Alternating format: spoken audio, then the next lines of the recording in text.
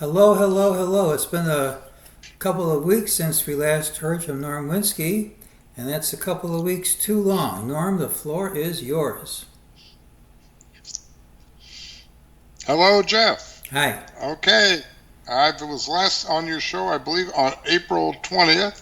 That was a Saturday, and we were talking. I gave some 7 forecast cycle points for what was coming up in the following few days, and we're going to go over those quickly, and then I'll show you the charts and see you can see how it all came out. So the 19th after the close, that's over that weekend.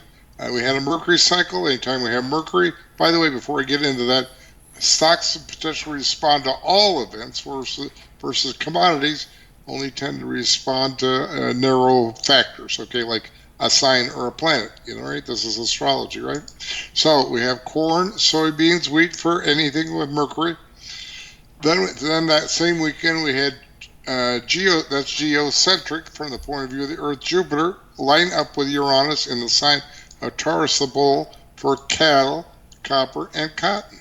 The Taurus part, the Taurus part is cattle and cotton, and Uranus is copper. Jupiter then on the afternoon of the 22nd, that was Monday afternoon, Jupiter lined up with the U.S. chart. That's based on where the planets were when the country was founded, July the 4th, 1776. Anytime we have that, stocks, T-bonds, U.S. dollar. Had another one of those, and this was to Neptune, though, the U.S. Neptune, and then we're going to add on oil, stocks, T-bonds, U.S. dollar, oil, and then we had a full moon in Scorpio. Anytime we have a full moon or a new moon, we round up the usual suspects, financials, grains, precious metals, and oil, and then because it was in Scorpio, we're going to be looking at cocoa, hogs, and T-bonds. Then we had a point to the U.S. chart the night of the full moon was the night of the 23rd. Then we had a point to the U.S. chart over the 24th weekend for stocks, T-bond, U.S. dollar. And then we also had Mercury turning direct. That's a Mercury cycle, and that's your corn, soybeans, wheat. But keep in mind, everything applies to the stock market. Here's the first chart. There's corn. Our first point was the Mercury point there, our first Mercury point, and that did not work. Market kept going higher. We looked to sell on the strength, buy on the weakness, and hopefully we're within a reasonable day of a turn, and that one didn't work. Red is bad. Green is good, though, and over here we had two winners, one short-term top and one short-term top for the full moon and a short-term bottom for our next Mercury cycle. Here's soybeans. It also did not like the first Mercury cycle, and so it kept going higher, but the full moon nailed a nice top there, and then the yellow is sideways, so we did nothing there, and that's a pass. Here's wheat. Wheat was less friendlier than the other two, and that we had two misses, but we did catch our third point there. It was a day before that top there. And cattle, we only had the 1 point there, Jupiter, Uranus, and Taurus, and that was a very nice top there, as you can see. It looks like about 4 handles, I think, which is about $1,600 in real money. And here's cotton going sideways, so we did nothing there. And we had a short-term low there for a full moon in Scorpio. For cocoa, as you can see, that doesn't look like that much of a big of a deal. But cocoa has been in the crazy mode, as I talked about, I think, last time, and it's moving thousands of points at a time here, and this is near. Oh, there's the all-time high on cocoa. I mean, all-time high. It used to trade in the 20s, like 2,000, and now it went to like 12,000. And so when it moves like that, just that little bit there, that's like $10,000, So anyway, we cut that little low there. And hogs, they made a top there, and then big down, and it was just shy of that day there, that top there. And you're dropping about from 107 down to, that was quite a bit. That was like down to about, that's like 8 handles. That's times 400, so 8 times 4, that's like $3,000. Here's a short-term top here in the crude oil, and every time it moves $1, that's $1,000. And it looks like you dropped about about three right there from this point to that point, short-term top there. Looks like a couple of handles there for a couple $1,000. Copper is a beast. Every time it moves a penny, that's $250. So I think it dropped about 10 cents there. That's about $2,500. Silver went sideways, so we did nothing. There's the yellow box there for sideways. And then gold, we made a little short-term low there, and then it popped up for $20, $30. Not a big deal, but you still had a chance to make a little bit of money. Probably our best market of all was S&P. Hit 6 out of 7 on the S&P there. As you can see, you can go back and look at the points I was forecasting there, save a little time. Not going over all those. Bonds, we hit 4 out of 4.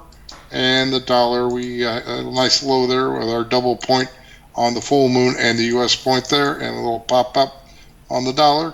And then we looked at two currencies, like 20 Canadian dollar made a little short-term high there, but the euro is not so good, so we count that as a miss, so kind of 50-50 on the foreign currencies. Add up the green arrows, the red arrows, winners and losers. We had 23 winners, 6 misses out of 29 for 79.31%. Here's what's coming up right away the next about next 10 days or so. We have tomorrow night, this is Monday evening, the 6th of May, we have a new moon in the sign of Taurus tomorrow night, and financials, grains, precious metals, oil, and then because it's in Taurus, you want to be looking at cattle and cotton. And then that'll be Wednesday night, the 8th. You got Mars perihelion. That's Mars of the 2-year cycle, and that's when Mars will be at its closest point to the sun in its 2-year cycle. And because the sun is involved, this is perihelion, close to the sun. We're looking at golden corn, the sun is golden, and golden gold and stocks. And then we have a Mercury cycle, the night of the 9th, that's Thursday night. And we want to look at corn, soybeans, wheat then. And then we have Jupiter to the U.S. chart for stocks, T-bonds, dollar. And then the weekend of the 7th, that's the afternoon of the 15th. And then the weekend of the 17th, we have another Jupiter point to the U.S. chart. And that's also including the U.S. Neptune, stocks, T-bonds, U.S. dollar, oil. And then we're going to double up on the U.S., another U.S. point over that 17th weekend. If you want any help with any of these technical terms, give me a call. I'll give you a free class explaining all these terms. Every month I review. I did not get to show you this in advance. My subscribers get this. I think maybe Jeff looks at it every month. And I draw this blue line in advance. And even if you're not happy with the correlation between the S&P 10-minute black bars and the blue line I draw a month in advance, there's an interesting thing going on here with these points I have on the chart in advance. That's Mercury turning retrograde there, and you see we made a low there. Then we had as you know, we had a total solar eclipse the afternoon of April 8th, and you can see you made a top there. And then we have the Mercury cycle right there, and if we follow that chart line down there, look at that. We had the low of the month. And if you go back, the next point was the full moon right there, and we make a top. And then they have a little retest of that high there when Mercury turns direct. So there's a whole class there just in that chart, and it's pretty. I think if you don't have this information and you're trading, you're at a big disadvantage in my opinion. So if you want to have an advantage, give me a call. I've been doing this for about over 50 years. I'm a former Chicago floor trader, traded on the Chicago Board Options Exchange and the Chicago Board of Trade. I've studied all these different disciplines, Mr. Gann, Elliott Wave, astrophysics, astrology, music, cycles, Fibonacci, so forth, and I'll be happy to help you with those things. And so just give me a call.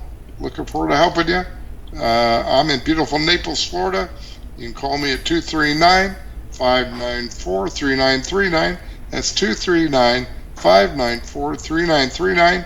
You can email me at nwinski@yahoo.com, or you can call me on Skype at the same address. Looking forward to helping some of the folks there, Jeff. Everybody have a great weekend ahead. Norm, thanks so much. Terrific as always, and we'll see you back in a couple of weeks. Thank you very much, Jeff.